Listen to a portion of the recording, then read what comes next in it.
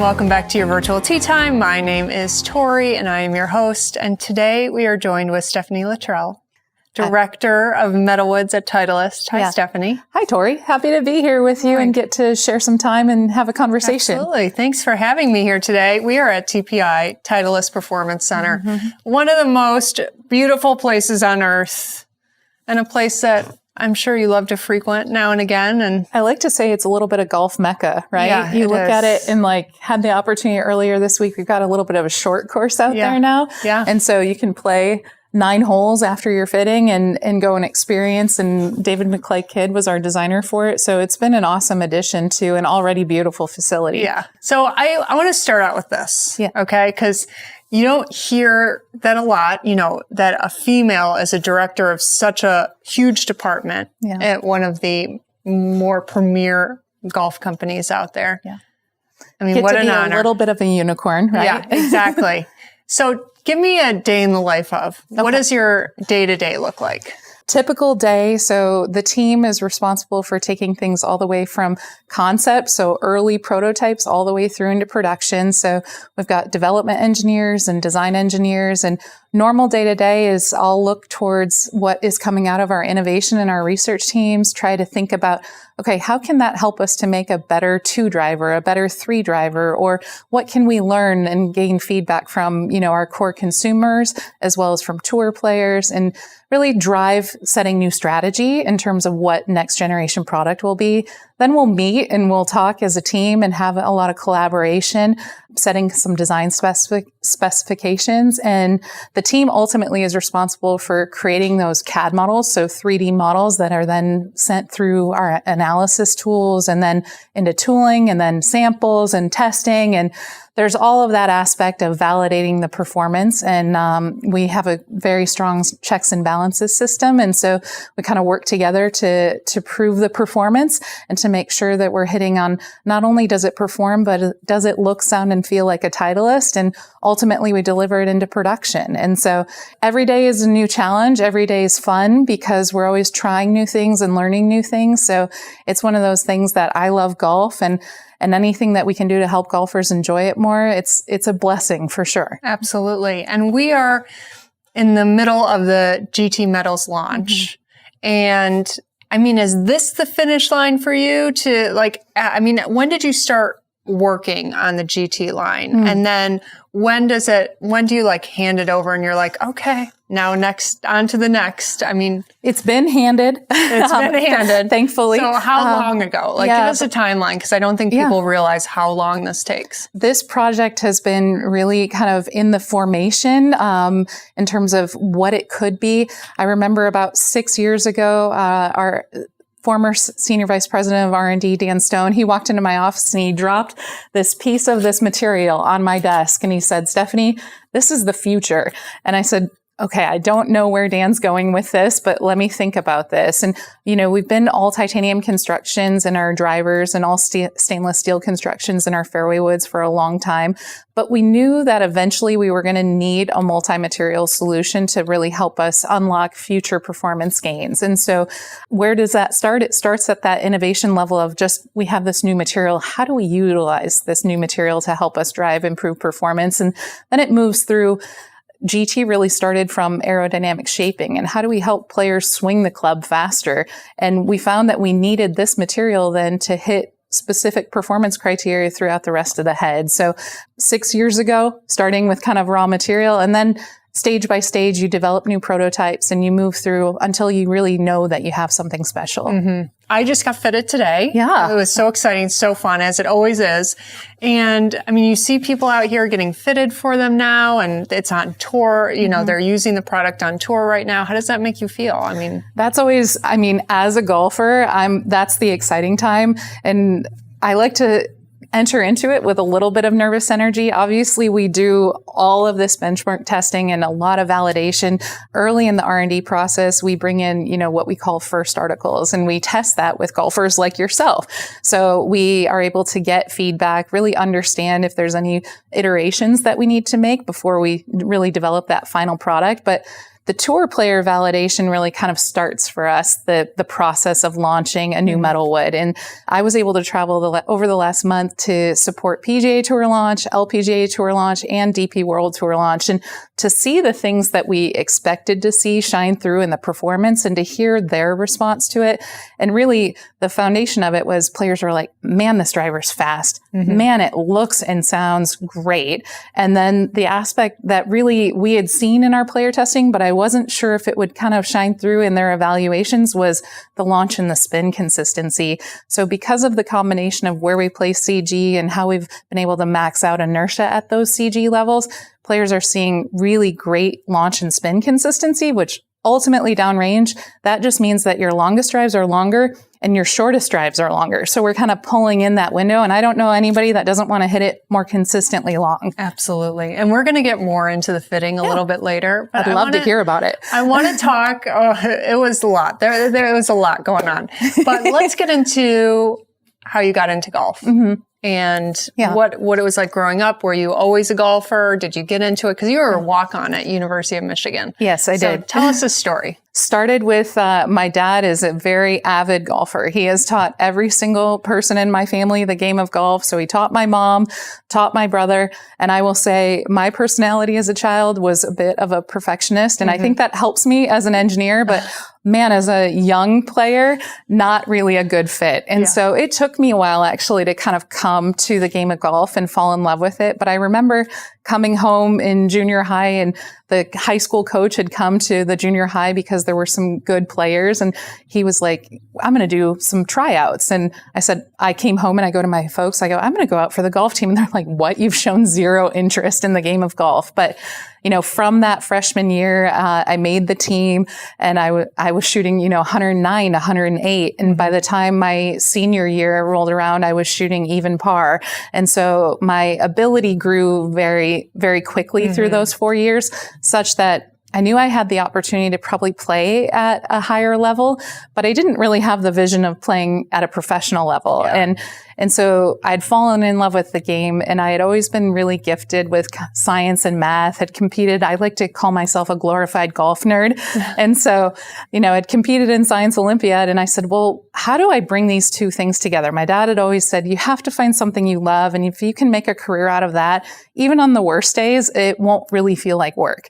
And so I started to look at, are there careers in golf that really utilize science and math? And I found out that engineers design golf equipment. And so when I applied to the University of Michigan, my intention actually was to end up where I am at today. So I feel like that trajectory and that path was an amazing foresight, you could say, to have as an 18-year-old, but very, very honored and blessed to have a career in golf and to get to kind of use both sides of my brain, being that golfer, very passionate and love golf, but then also being able to challenge myself analytically too. Yeah. JD told me that you were, a little competitive. Oh, I like to win. Oh my God, I love to win. Okay, so wait, tell us about your relationship with golf now. Yeah. So now, obviously, I work in golf. They always say the more you work in golf, the less golf you get to play. Yeah. I'm a bit of a weekend warrior. So Saturdays are typically my golf time. I try to at least play once a week, but I've got a fun golf trip coming up where I'm going to get to play in Scotland over about 8-9 days, which will be amazing. Where are you playing? Well, we're going to go to the Open for the first time. So I'm looking forward to that. And we're going to be able to play Prestwick, Dundonald, Western Gales, Turnberry, maybe Troon. We'll see. That's a little bit of a stretch. But then we're going to head over to St. Andrews and play some of the St. Andrews courses and then Ely and Crail. So I'm fortunate. My husband also loves golf and works in golf. So we're the power couple in golf that we get to go on vacations and enjoy it all the time. Absolutely. Yeah. So you were playing like a little Thursday night scramble or something at night the other night? I mean, was that at night? Yeah, it was after work.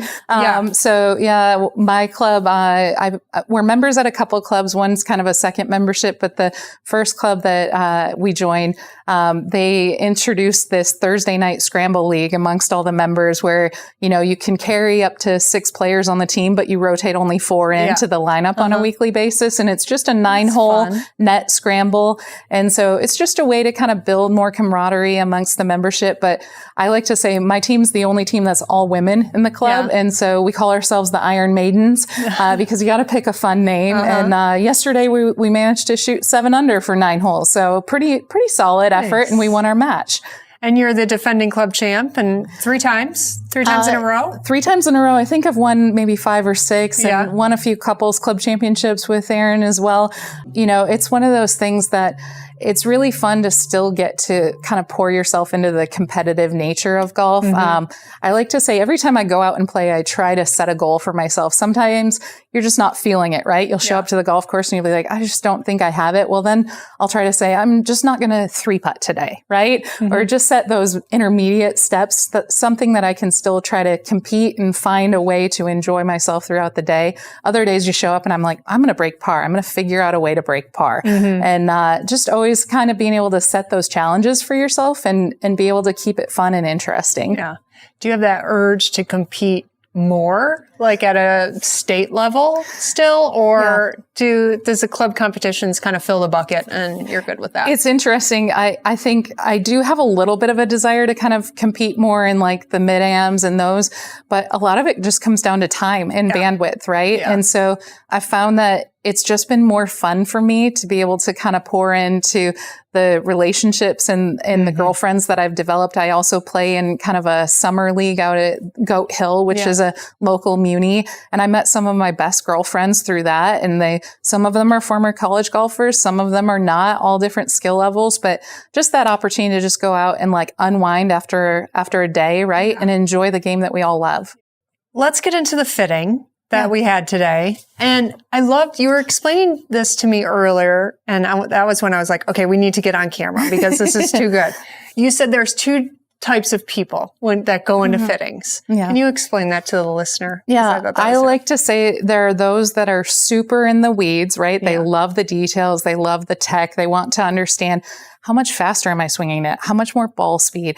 What's my efficiency? What's my launch to spin ratio? Am I optimal in terms of overall trajectory? And then there are those players that walk in and are like, I just need to know, does it flight the way that I want to? I don't need the TrackMan, right? I don't need all of the level of detail. But even in those environments, being able to be guided through a fitting by an expert level fitter, like you got to work with Chloe Robinson today.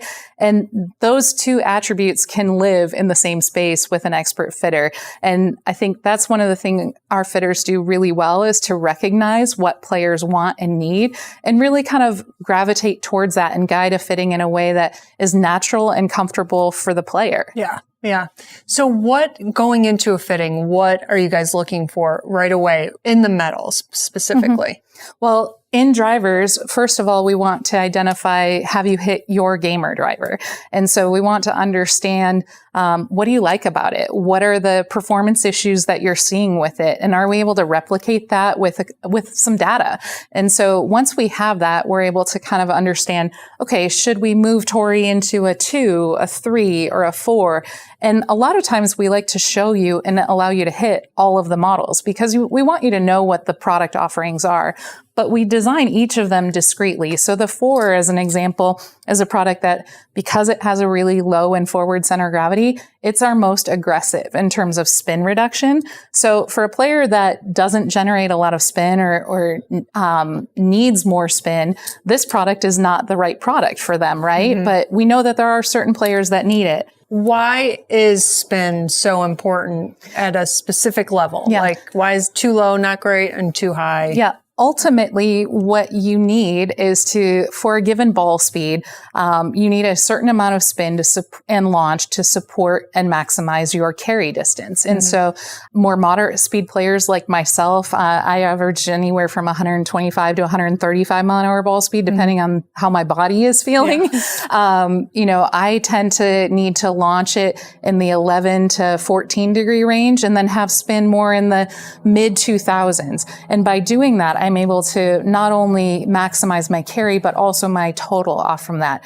If I go and I bring my launch angle down to 8 or 9 degrees, I'm going to carry it shorter. It'll come in flatter and roll out further, but ultimately it's not going to be as optimal of a ball flight. And that's what expert level fitters can look at that data and can look at your speed and your launch and spin characteristics and can guide you into the most optimal combination. Now, if you play a golf course that you never have to carry it over a trap or you never have a forced carry, maybe that lower trajectory can work for you, right? And you can roll it more. But having that best combination of both and having a fitter to kind of evaluate and think through that with you is something that we really emphasize and take seriously out here.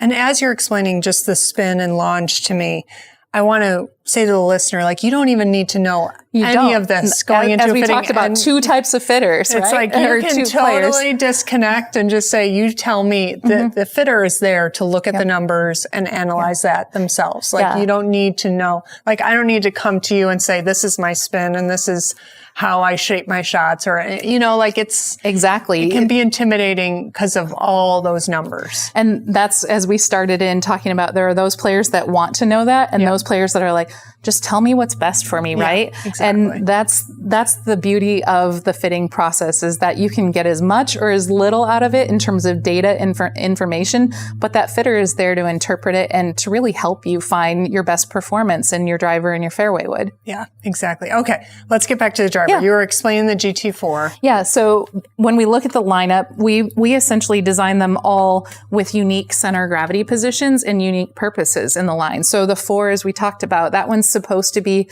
lower flight, lower spin. The 3 has a different technology in it in that we have a track system. So that allows us to manipulate center of gravity towards the heel or towards the toe.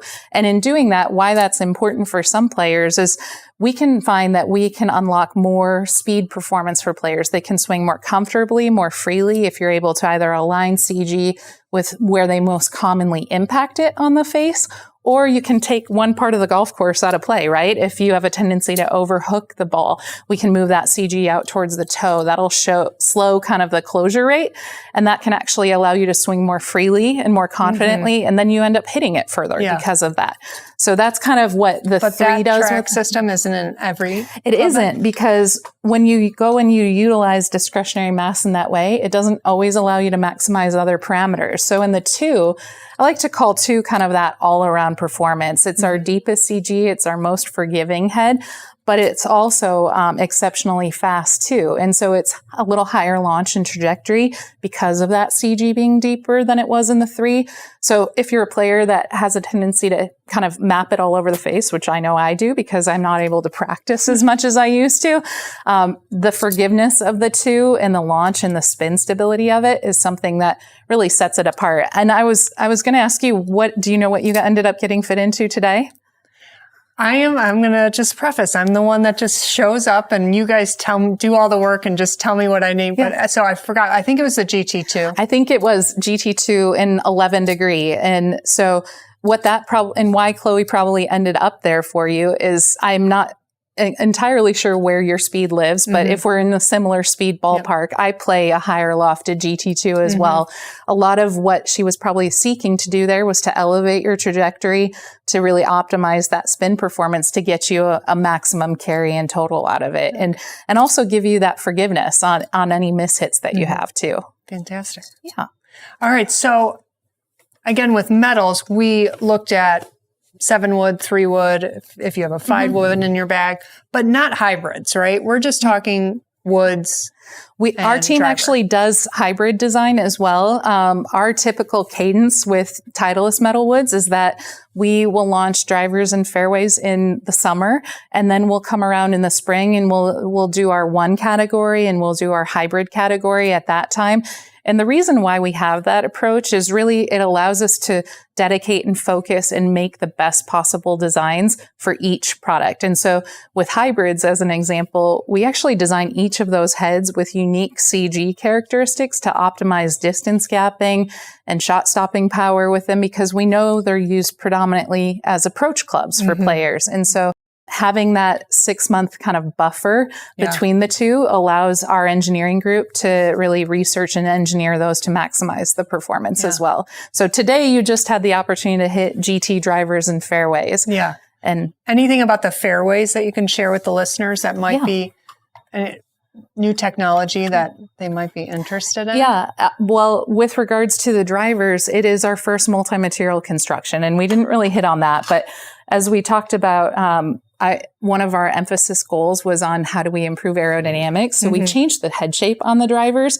And in order to change that head shape and still maintain really great performing center of gravities, we actually had to go to this multi-material construction. And it's a material that hasn't been used in golf before. We call it a proprietary matrix polymer. But essentially, all that matters to your listeners is that this material, it's unique and hasn't been used before. And it helps us to produce a really great sound while also saving us some mass. Yeah. And we are then able to use that mass more effectively. Now, when we go to the Fairway woods, we utilize the same material, but our goal with the Fairway woods was a little bit different. I discreetly, anytime I ask any player, what would you like to see out of a Fairway wood? What would you want a Fairway wood to do differently or better for you?